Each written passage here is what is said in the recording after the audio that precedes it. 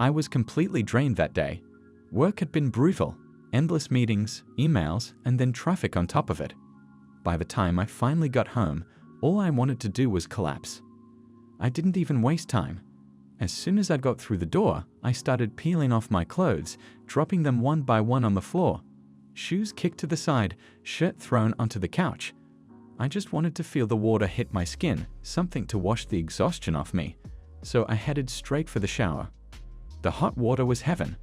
I closed my eyes, letting it pour over me, hoping it would relax the tension in my shoulders. I was so caught up in it that I almost forgot something important. My brother had asked me earlier in the week to take care of his nephew, my nephew too, technically, since he was going to be out of town for a business trip. It wasn't a big deal at the time, or at least that's what I thought. I figured I'd just let the kid crash at my place for a couple of days, no problem. Except I had totally forgotten that he'd be arriving that night. And just as that thought hit me, I shut the water off, dried off quickly, and grabbed a towel. I wrapped it around my waist and stepped out of the bathroom. That's when I saw it. He was already there. My nephew was sitting on my couch, casually looking at his phone like he'd been there for hours. Of course, he probably had been, considering my brother had a spare key to my place. That realization hit me kind of awkwardly, like here I was, practically naked, and my nephew's already made himself at home. He looked up from his phone when he noticed me, and we greeted each other. It wasn't the usual hey though. I was kind of thrown off. I hadn't seen him in, 3 years? But God, he had changed. The last time I saw him, he was just some skinny kid, barely out of high school. But now, he was, well, different. He was tall, buffed up, broad shoulders, with this curly hair that made him look like one of those guys you see in fitness magazines. His jawline was sharp, and he had this confidence about him that wasn't there before. Not to mention the way his shirt hugged his body. Clearly, he had been spending time in the gym. It was like I was seeing him for the first time, even though I'd known him his whole life. My brain struggled to catch up with that image, but I played it cool. We made small talk, nothing deep, just the usual "how have you been" stuff. But in the back of my mind, I couldn't stop thinking about how much he changed. I guess I had been expecting the kid I used to know, not this. After we talked for a bit, I had a quick dinner, nothing fancy, just leftovers I had in the fridge. I was still exhausted from work, so I didn't hang around in the living room too long. I just wanted to crash. I told him he could make himself comfortable, and he nodded, saying he'd just be on his phone or watching TV. It was late already, and I didn't even think much about it. I figured we'd catch up more in the morning or whatever. I headed to my bedroom, slipped into some boxers, and flopped onto the bed. My body just melted into the mattress, and within minutes, I was out like a light. It wasn't long before I was deep in that half-asleep, half-awake state, where you know you're sleeping, but still kind of aware of your surroundings. The room was quiet, except for the soft hum of the fan. But then, something stirred me out of that haze. I didn't fully wake up right away. It started with this faint awareness that something was off. I felt movement. Someone was in the room. I thought maybe I was dreaming at first, but then I heard the soft creak of the bed, and I knew someone was there. My eyes flickered open, and I tried to process what was happening. Before I could even react, I felt someone sliding under the covers next to me. At first, I thought it was some weird dream, but the weight of the person sinking into the mattress was very real. It startled me, but I didn't move. I was too groggy, too confused. I was about to say something, but then I felt it. A hand. It slid right into my boxers, slow and deliberate. It wasn't aggressive, but it wasn't hesitant either. It was just there, touching me with this kind of tenderness that sent a jolt of awareness through me. And then it hit me. It was him, my nephew. My mind raced. I knew he was gay. My brother had mentioned it a while back, and we had talked about it briefly. I didn't have an issue with it. I'm gay too. He knew that about me.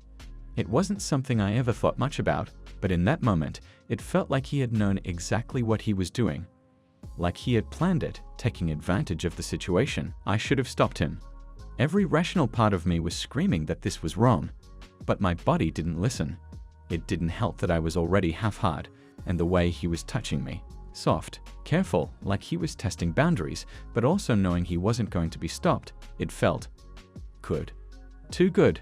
My breath caught in my throat, and I just lay there, frozen in the moment. His hand moved with purpose, not too fast, but not too slow either. He wasn't fumbling or nervous. It was like he knew exactly how to touch me, how to make me want more without even saying a word. My mind was a mess of thoughts, guilt and desire clashing. I kept telling myself to stop it, to push him away, but it felt so good, and I was just too tired, too overwhelmed to even speak. He kept going, and I just let him. The line had already been crossed, and we both knew it. It was wrong, yeah, but it felt so right in that twisted way when you know you shouldn't do something but can't stop yourself. After a while, he pulled back, quietly, as if nothing had happened. He slipped out of the bed as easily as he had come in, and I lay there, staring at the ceiling, my heart racing, my mind spinning. I lay there, my heart pounding in my chest as he pulled my pants down. I could feel my breath hitch in my throat as he started working with his mouth. It was electrifying, the tension building with each passing second. His hands gripped my hips, pulling me closer as he continued his work. I let out a moan, my body trembling with pleasure. He was skilled, attentive, and passionate, leaving no part of me untouched. The room was filled with the sound of my moans and his deep, guttural growls. Time seemed to stand still as we both lost ourselves in the moment, our bodies intertwined in a dance of pleasure and desire. My body shook with pleasure as I felt myself getting closer to the brink. He continued his work, his tongue and lips driving me wild with desire. I could feel the buildup inside me, growing stronger with each passing second. Finally, I erupted, my climax washing over me in waves. I came on his face, my essence coating his skin as I shuddered with release. He didn't stop, even as I trembled and pulsated, riding out the waves of pleasure. It was intense, the most intense experience I had ever had, and I knew I wouldn't soon forget it. The next day, it was like nothing had happened. We both acted completely normal. I woke up to the sound of him in the kitchen, probably making coffee or something, and for a second, I thought maybe the whole thing had been some kind of weird dream. But deep down, I knew it wasn't. The memory of it was still fresh in my mind, lingering as I got up, stretched, and went about my morning routine. We didn't talk much. Just casual stuff like, how'd you sleep? And what's the plan for today? It was almost awkward how normal it felt, considering what had happened the night before. He didn't mention it, and I definitely wasn't going to bring it up either. But that tension was still there, just under the surface, like we both knew something more was coming. I just didn't know when. That night, things shifted. I was sitting in my bedroom, trying to read or watch TV, or do anything that would take my mind off what had happened the night before. But I couldn't focus. All I could think about was him, how he had touched me, how he had taken control of that moment, how I hadn't stopped him. And part of me knew that what had happened wasn't the end of it. I don't know what came over me, but after lying in bed for what felt like hours, I got up. Quietly, I stepped out of my room and made my way to the living room, where he was sleeping on the couch. The lights were dim, just a soft glow from the streetlights coming in through the window. He was lying there, shirt off, under a thin blanket. I stood there for a second, watching him breathe, his chest rising and falling slowly, peacefully. I don't even know what I was thinking at that moment. Maybe I wasn't thinking at all. Maybe I was just acting on instinct, or maybe it was some twisted sense of payback. But before I knew it, I was next to the couch, kneeling down beside him. My hand reached out, hesitating for just a second before I touched him, my fingers grazing over his stomach. He stirred slightly but didn't wake up. I kept going, my hand moving lower, feeling the warmth of his skin under my fingertips. Then I did it. I started working my hand on him, just like he had done to me the night before. Slowly at first, testing the waters, feeling his body react. It didn't take long for him to wake up. His eyes opened just barely, and he looked at me, no shock, no surprise. It was like he had been expecting this. He didn't say anything, didn't try to stop me. Instead, he shifted slightly, giving me more access, silently telling me he wanted more. I could feel the tension between us, thick in the air. My heart was racing, and before I even realized it, things had escalated beyond what I had originally planned. I guess, in the back of my mind, I had already known this wasn't going to stop at just a touch. The line had been crossed the night before, and now there was no going back. We both knew it, and neither of us was going to pretend otherwise anymore. It was a night that would change everything, a night filled with passion, desire, and intense pleasure. From the moment we locked eyes, I knew he wanted more.